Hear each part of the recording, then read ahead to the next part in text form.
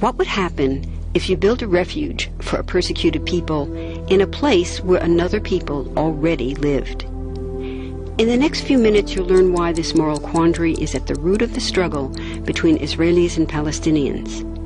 First, there are a couple of things it's helpful to understand.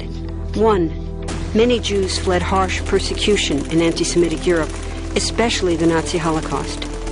Zionists encouraged massive immigration to historic Palestine, at that time a British colony, where Jews had an age-old connection and where small Jewish communities had long existed among larger groups of indigenous peoples.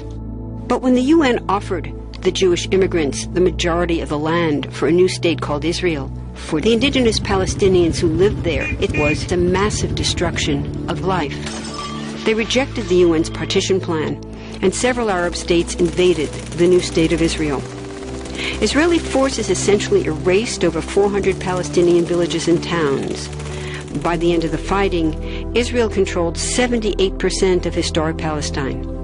And when 750,000 Palestinians who fled or were expelled during fighting tried to return to their homes where the new state now stood, they were permanently barred by the Israeli government. While over 100,000 of their relatives and neighbors who hadn't left became second-class citizens of the new state, along with the new Jewish majority. Today, Palestinian refugees and their descendants number in the millions. Most are in the Gaza Strip, the West Bank, and Jordan. Many are spread throughout the world, with millions still living in refugee camps, seeking to return to their homeland. To sum up, one group of refugees found a much-needed home, but in the process, a new group of refugees was created. Here's the second thing to understand.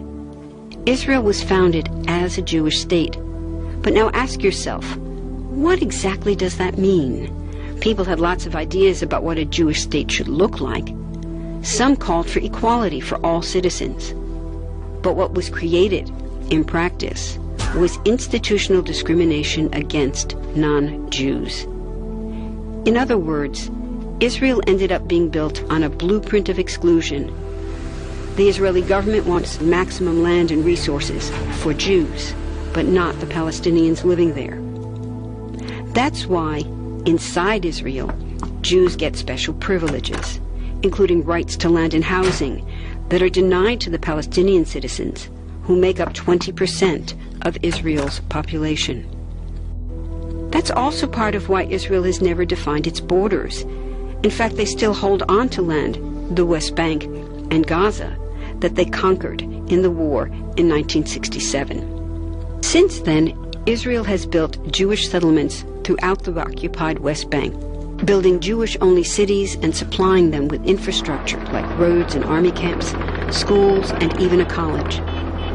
Military occupations are meant to be temporary, but after 40-plus years, this one looks permanent and entirely unjust.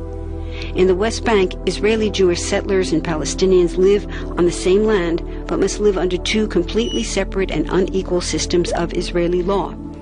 The Jewish settlers dominate the natural resources, including water and agricultural land, and they're backed by the Israeli army.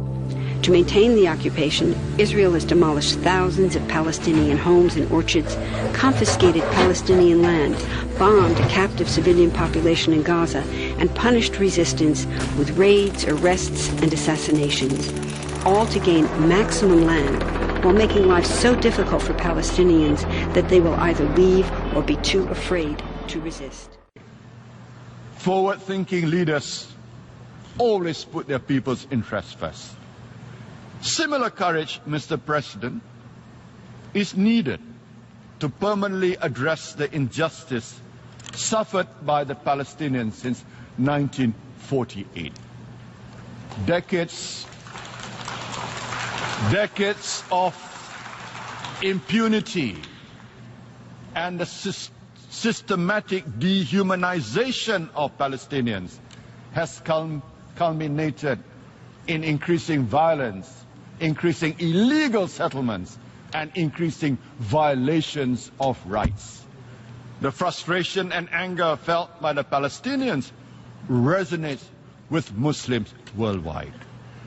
If the world continues to turn a blind eye to their sufferings, we risk another catastrophe in the occupied Palestinian territory.